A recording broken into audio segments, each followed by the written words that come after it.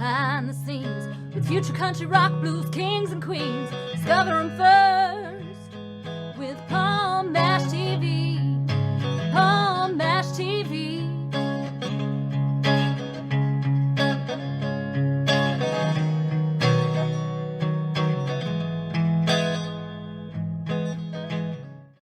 All right, everybody, it's Paul Mash TV time again. Thank you so much for joining us. Got another great interview ready for you in just a moment or so, but if you haven't yet, go ahead and click that subscribe button and the notification bell, and you're always going to be notified of any new episodes coming your way. And leave a comment on the comment section if you'd like. We'd love to hear from you there. And if you're on Facebook, go to facebook.com/Paul Mash TV. And, follow us there and comment on everything you see, and even send us an inbox and we'll get back to you. And send us an email at paulmashtv, all one word, at gmail.com.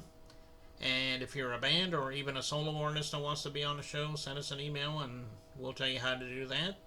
And we love fan mail as well, so if you're just simply a fan, send us an email and we'll get back to you. And all this is going to be recapped at the closing credits at the end of the show, so stay tuned for that. From Toronto, Canada today, we have Pascal Dennis.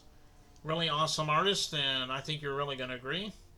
And we're going to get to that in just a second because it starts right now. Okay, it's time for interview time, and with us from Toronto, Canada, we have Pascal Dennis. Thanks for joining us, Pascal. Thank you very much, Paul. I really appreciate your time. Yeah, no problem, and we're glad to have you here today. So what's the story behind how you wanted to become an artist? Because, everyone has their own story, and we love to hear from you, though. Well, I made a record, almost 30 years ago with David Logan, the great music producer, when we were both very young and foolish. And the record went nowhere, mainly because I wasn't very good. David Logan was great even back then. Mm-hmm. So I finished school and I became an engineer, and I traveled the world basically helping companies improve. But I never lost my passion for music, so I kept writing and playing, and I had bands and we played here and there. And it took decades, but I finally got half okay. And then during COVID, something happened and I got real good real fast. And this torrent of music came out of me and has kept coming. So I called up my old friend David, who is now teaching and still teaches composition at Europe's oldest music school. And I said, David, I don't know what's happened, but I've written 150 songs. And he said, all right, let's hear them. And he said, whoa, you've really improved. I said, yeah, I don't know what the hell is going on. He said, let's put a band together. So we did. This was over 3 years ago. And since then, we've released 3 records, and we have a 4th in the pipeline. And we're just going to keep going. We've got this incredible young band, and we're just having such a good time. It's kind of a bizarre story, but that's it. Okay, well, I've heard some of your stuff, and I admit that you are really good at what you do, and thank you. Hopefully you'll be around for a long time. Hopefully, so. God willing. Well, what are some of the artists that that really inspired you when you got into music?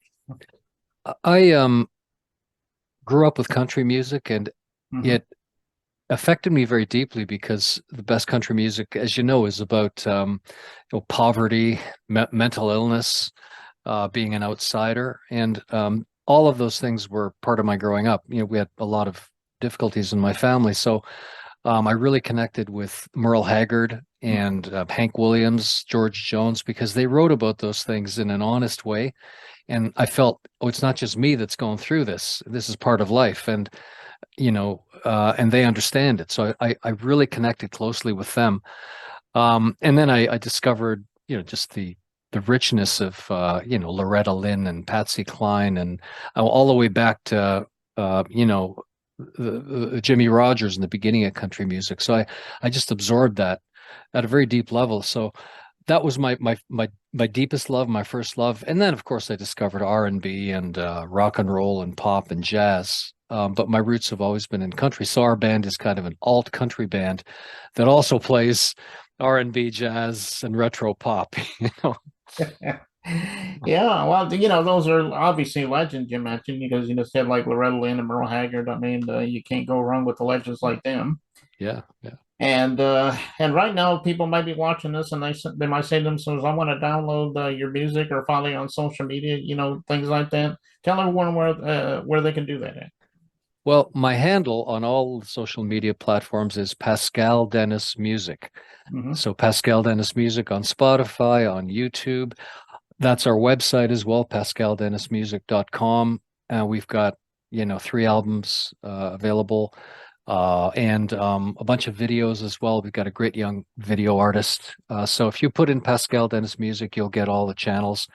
Bandcamp and Spotify are our main platforms, but you can get us at all the rest, Amazon and the rest of them. Okay. All right. Well, everybody do that. Go to those social media sites and all the streaming sites and get Pascal Dennis's songs. And I know he would really love you for that. And right now, we're getting ready to watch this music video coming up. It's called Iggy, Spike, and Lester. Interesting song title there, by the way. Is there a story behind this song? Maybe you'd like to share that with us. Yeah, our band meets every Friday, and every Friday for the last 3 years, I've had a brand new song. So they started kidding me, saying, "Hey, how would you do it? You've got a family, and you've got a band, and all these other responsibilities, and you've got a new song every Friday. What's going on?"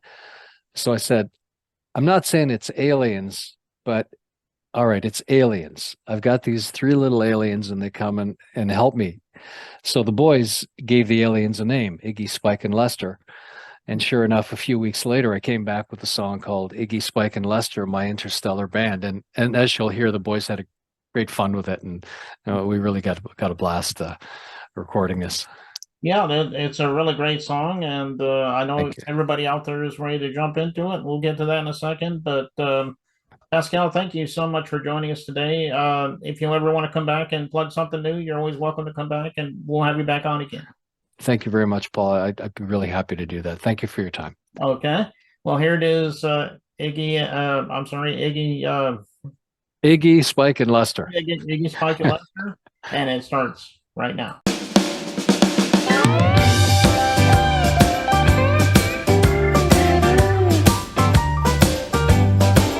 And how do you write these songs and raise a family?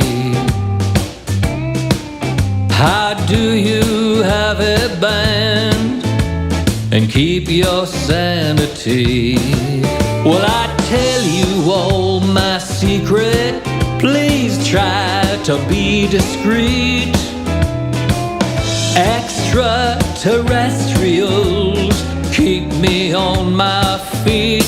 They're from over the moon and far beyond the sun. Iggy, Spike, and Lester know how to get things done. Now you may doubt my story, but they're from Alpha Centauri. My interstellar screw propeller cyclone cellar band. How do they play their instruments? They're 7 inches high.